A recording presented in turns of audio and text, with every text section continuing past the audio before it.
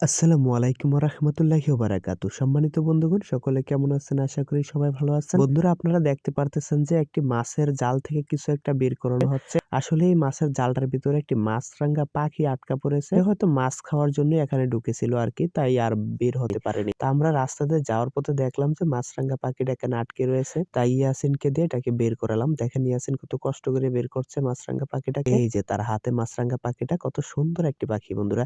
এটা কিন্তু এখানে মাছ খাওয়ার জন্য গিয়ে আটকা পড়ে গেছে আরকি। আসলে জালটার ভিতরে অনেকগুলো মাছ ছিল, ছোট মাছ। আর মাছরাঙা পাখি সেটাই খেতে গিয়েছিল আরকি। আর বেচারা আটকা পড়ে গেছে।